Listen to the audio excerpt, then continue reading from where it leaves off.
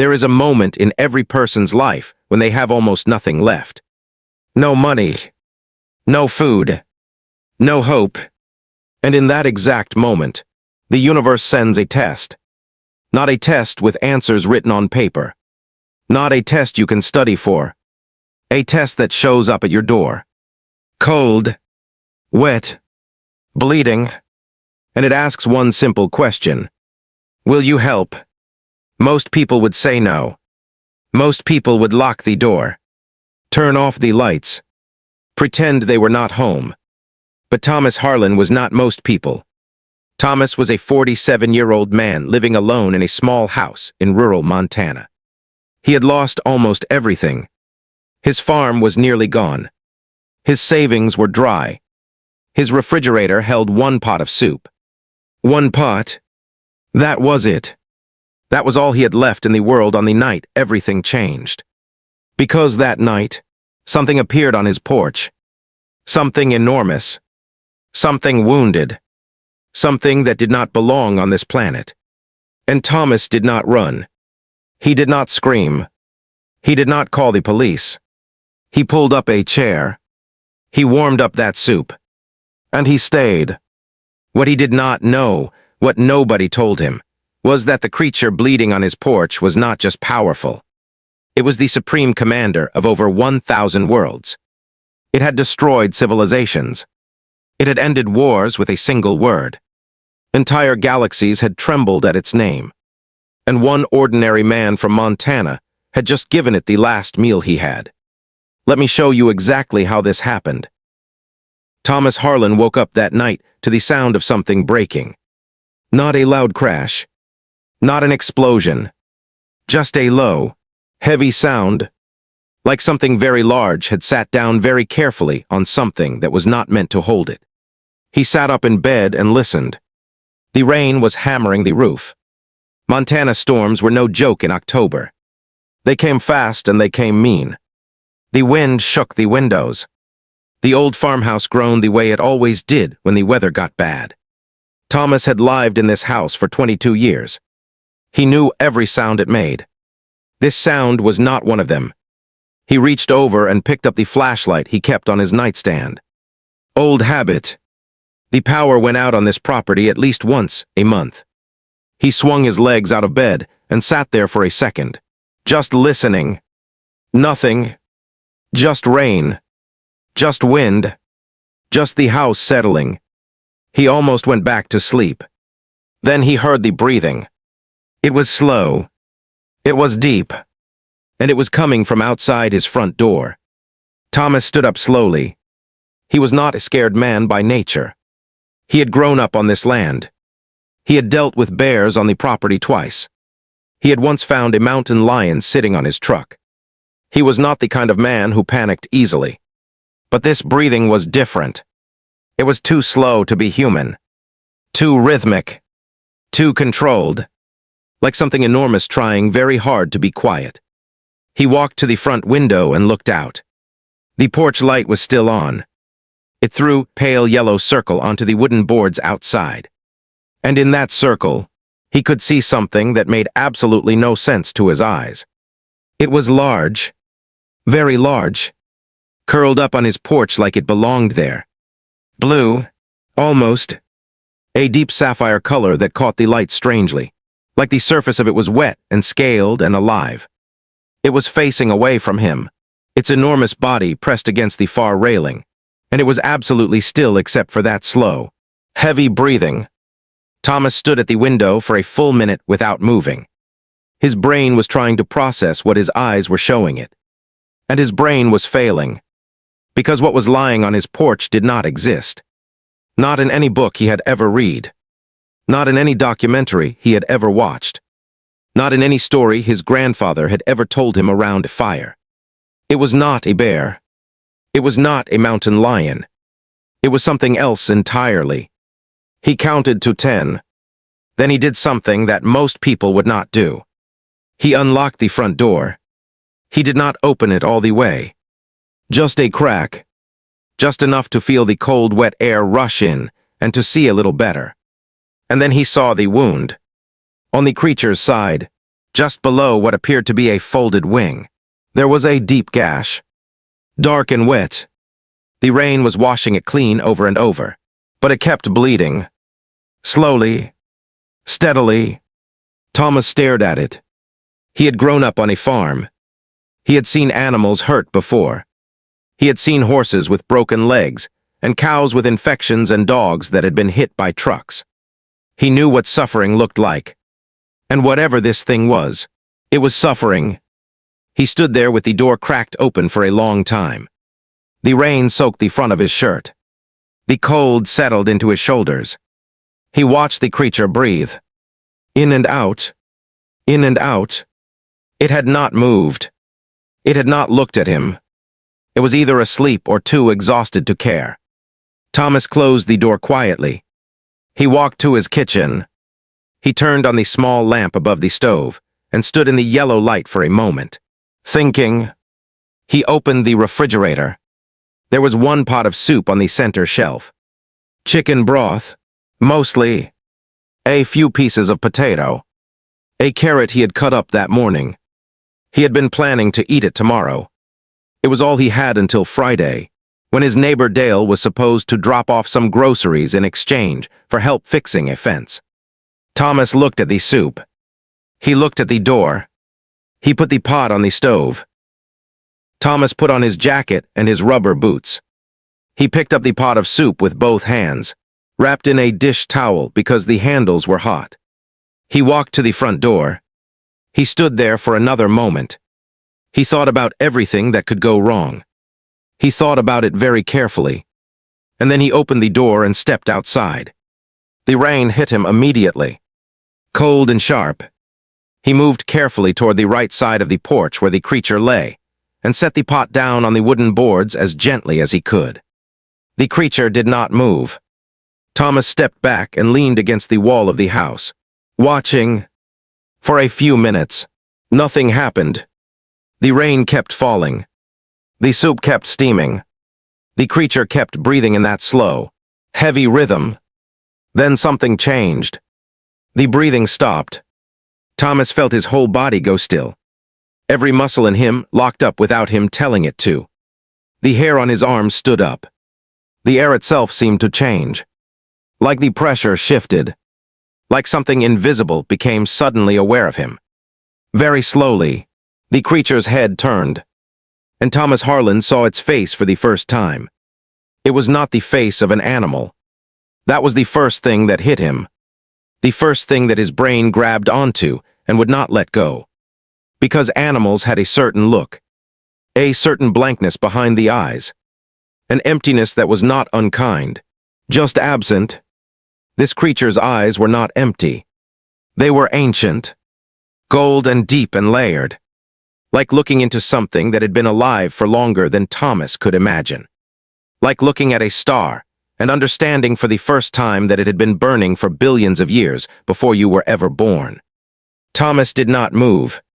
The creature looked at him for a long moment. Then it looked at the pot of soup. Then it looked back at him. Thomas swallowed. His mouth was dry even in all that rain. He pointed at the pot with one hand, a slow, careful gesture, the way you might gesture to a stray dog. Not forcing anything, just offering. The creature watched him. It did not move for a long time.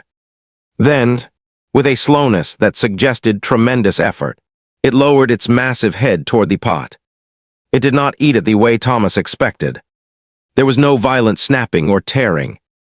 It moved with a strange, careful precision, like something that was used to delicate things, even in a body this size. The soup disappeared quickly, but quietly. When it was done, it raised its head again and looked at Thomas. Thomas nodded once. He did not know what else to do. He went back inside, sat in his armchair by the front window, and watched the creature through the glass for the rest of the night.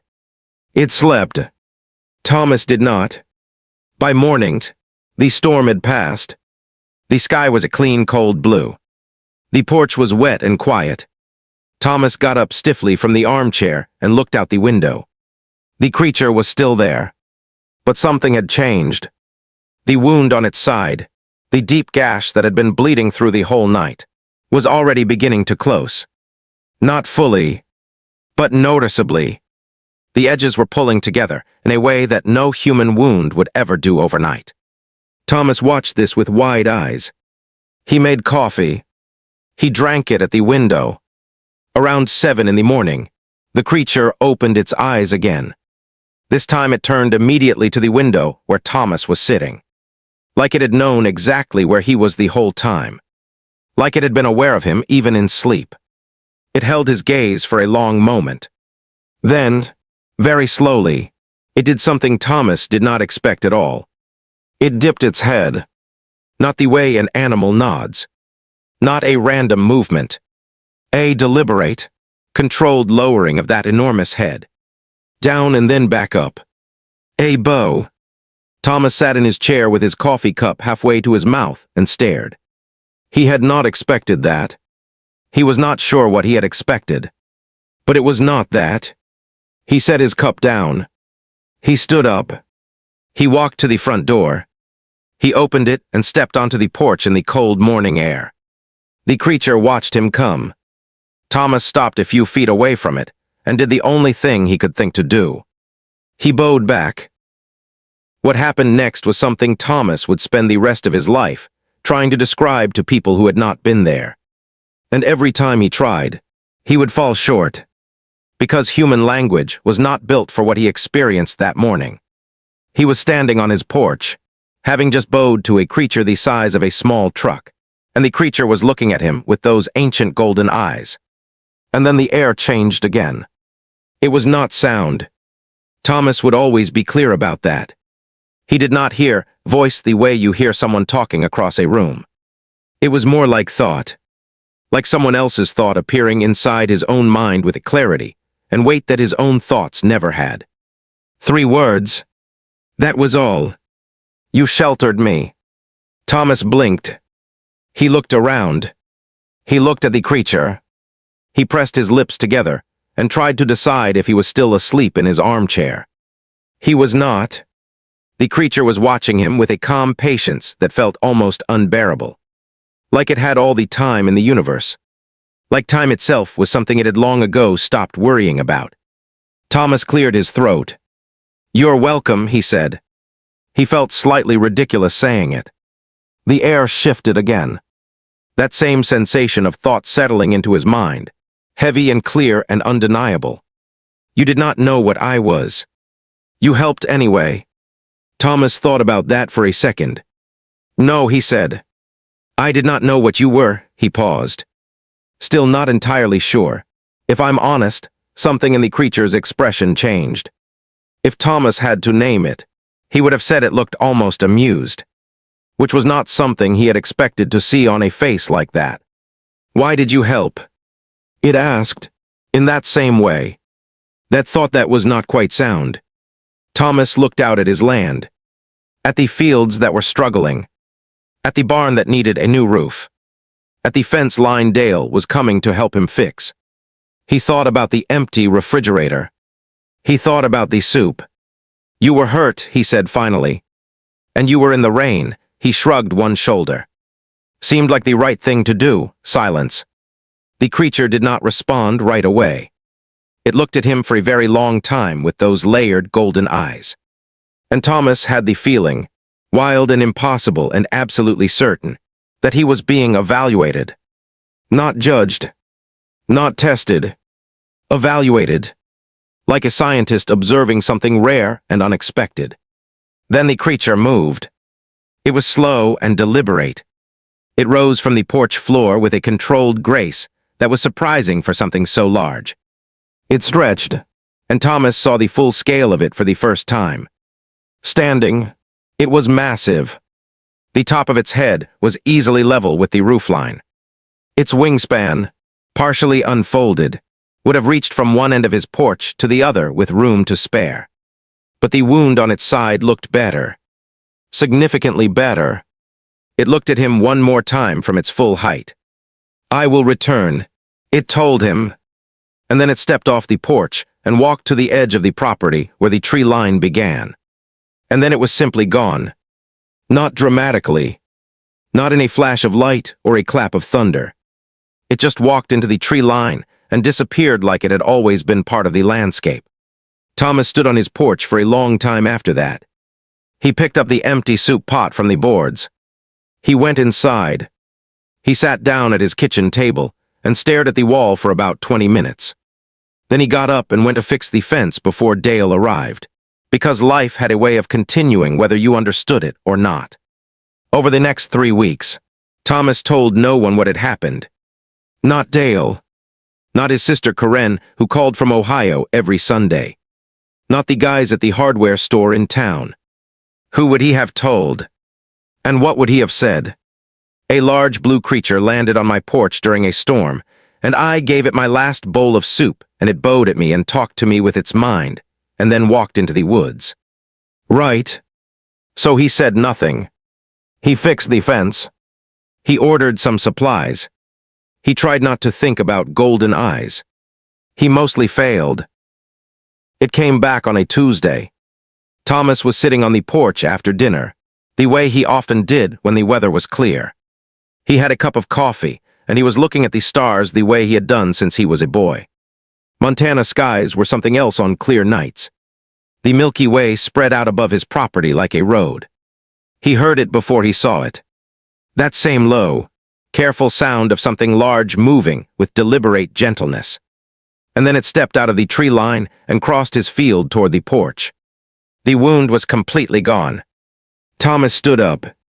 The creature stopped at the edge of the porch.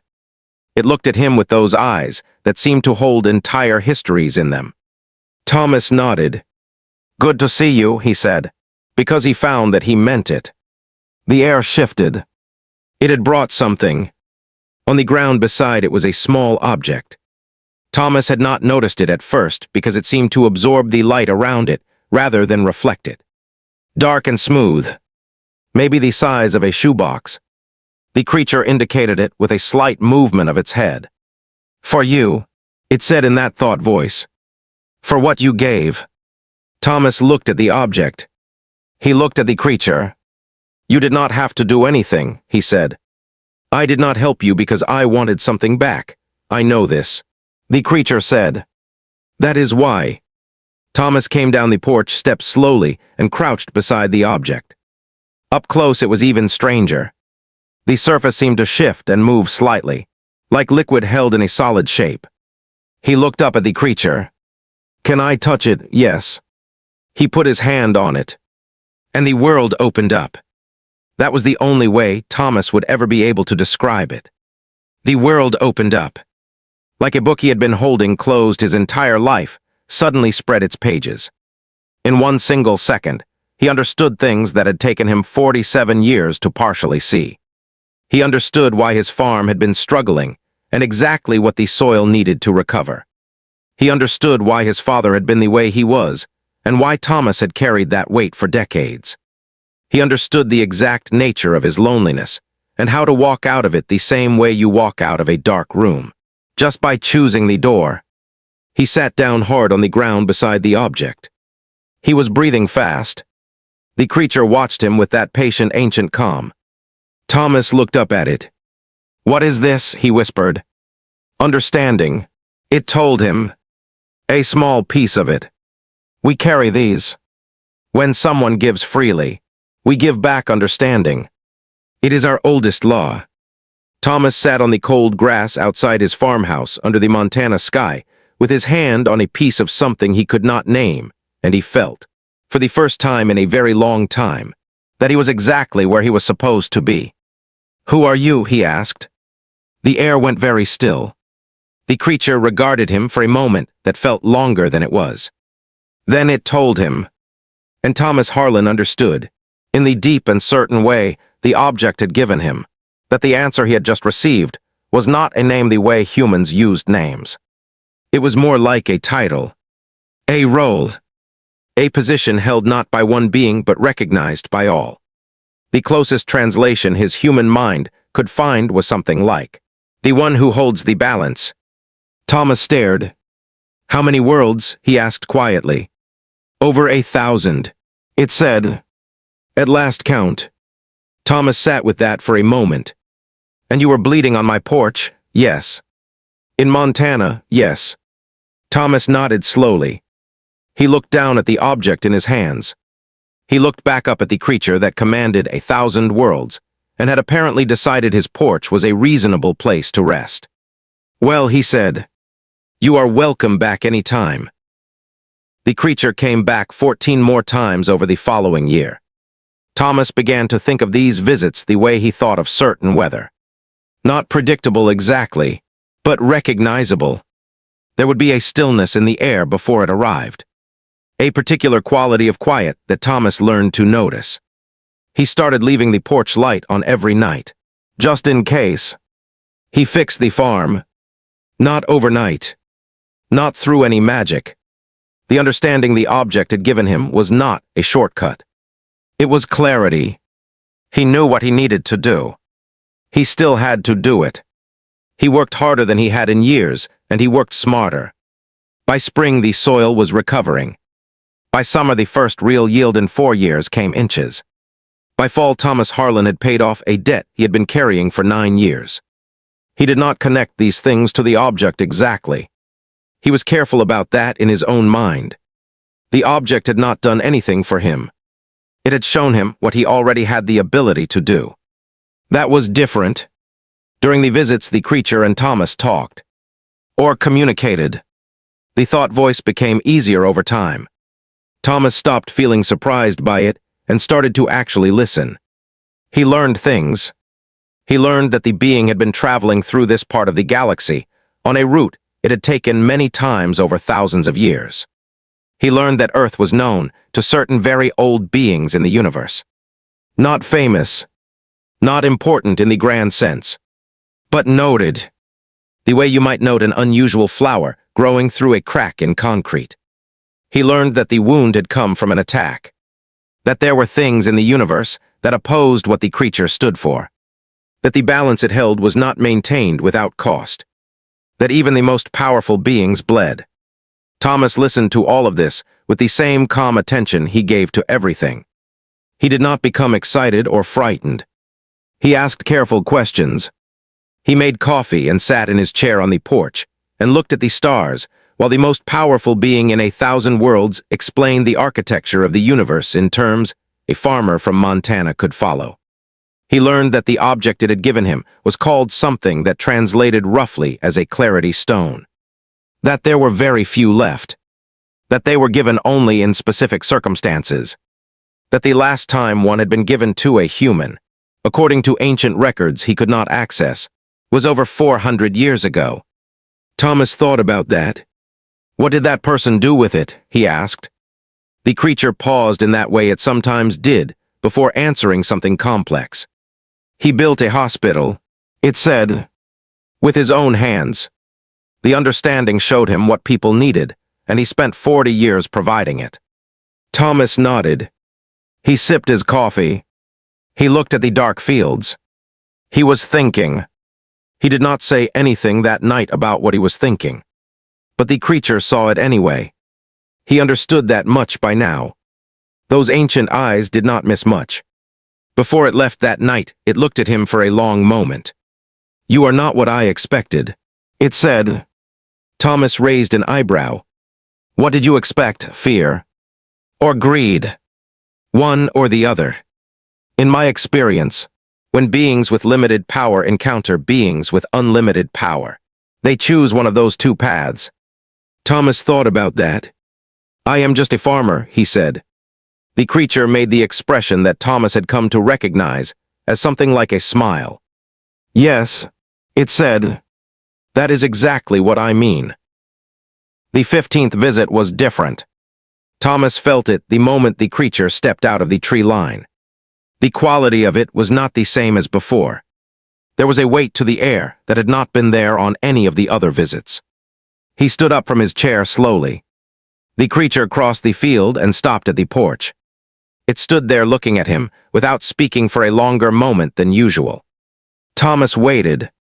I have something to ask you, it said finally. All right, Thomas said.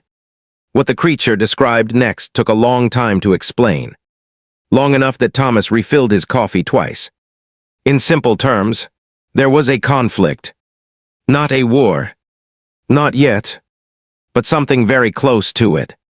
A coalition of powerful beings on the far side of what Thomas understood to be a very large stretch of space was making decisions that would eventually affect a great many inhabited worlds.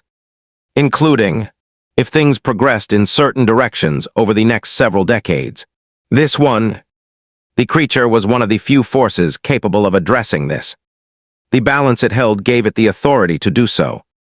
But authority was not the same as trust, and the beings in question did not trust it. They had reasons, ancient and complicated, and the creature acknowledged those reasons were not entirely without foundation. What they needed was a witness, a neutral party, someone who carried no allegiance to any galactic faction, someone who had nothing to gain, someone whose word carried weight precisely because they had no power to abuse.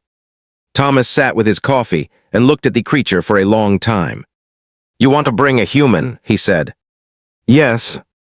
Specifically me, yes. To a meeting involving beings that control thousands of worlds. That is correct." Thomas was quiet for a long while. He thought about his farm. He thought about the fence he had promised Dale he would help replace before the snow came. He thought about Karen calling on Sunday and him not being there to answer. He thought about the hospital the man had built 400 years ago after receiving a clarity stone. He thought about a wounded creature in the rain, and a pot of soup, and a very simple decision. "When do we leave?" he asked. What followed was something Thomas had no framework for, and would spend the rest of his life finding words to describe. He saw things that no human had seen. He stood in spaces that existed between what humans thought of as space. He sat in a gathering of beings so ancient and so powerful that their presence alone was like standing too close to something very loud, pressure more than a sound. And in that gathering he did not make speeches. He did not perform heroics. He did not save the day in any dramatic sense. He simply answered questions. They asked him what the creature had done on his property. He told them. They asked why he had helped it. He told them. They asked what it had given him and whether it had asked for anything in return. He said it had given him clarity and had never once asked for anything. They asked him if he trusted it. Thomas looked at the creature across that impossible gathering. He thought about every conversation on the porch, every honest answer to every difficult question, every visit, every story, every small bow exchanged between a farmer and something ancient. "Yes," he said. "I trust it completely." The gathering was not immediate. There were processes Thomas did not understand. But over the following months, the situation the creature had described began to resolve. Not perfectly. Nothing this large ever resolved perfectly. But the conflict that had been building for decades pulled back from its edge. Thomas came home to his farm. He found a message from Karen on his phone. He found a note from Dale about the fence. He found his porch empty and his fields frost-covered, and the Montana sky absolutely full of stars. He sat in his chair that night and looked up for a long time.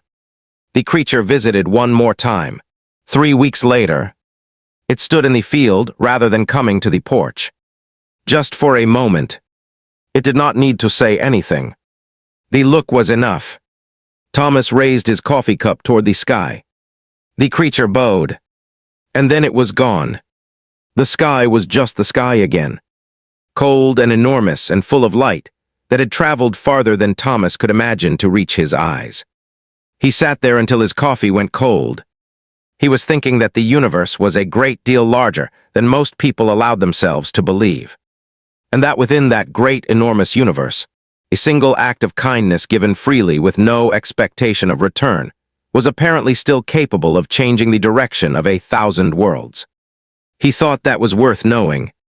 He went inside. He made a fresh pot of coffee. He called Karen back. Here is the part of this story that most people miss. When Thomas gave that meal away, he did not know what the creature was.